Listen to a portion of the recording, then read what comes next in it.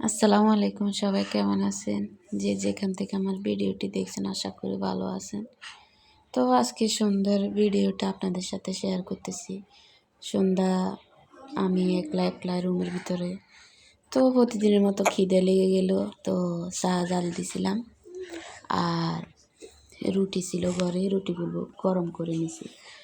আসলে চুলাতে রুটিগুলো গরম করলে মনে হয় যে এখনই মানে তৈরি করছি এমন লাগে।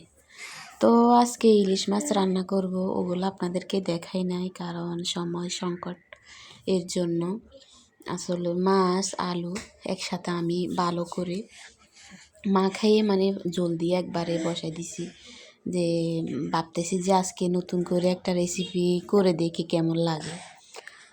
এভাবে অনেকজনই রান্না করে, আমি আসলে কোনো দিন এভাবে রান্না করি নাই। তো ভাবতেছি আর কি যে আজকে তাহলে রান্না করে দেখি কেমন হয়। পরে বসাই দিছি চুলাতে, যে দেখি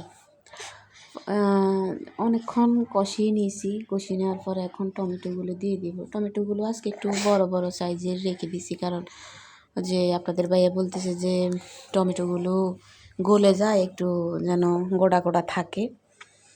তো গোটা গোটা থাকলে ওর কাছে খেতে ভালো লাগে, টক টক। এর জন্য আজকে আর টক টক খাওয়ার জন্যই আর ছোট করি নাই আর কি।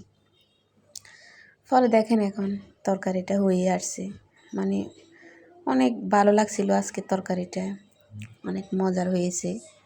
তো সবাই এভাবে একদিন ট্রাই করে দেখবেন কেমন লাগে, আর আমার রান্নাটা কি হয়েছে কি না একটু জানাবেন।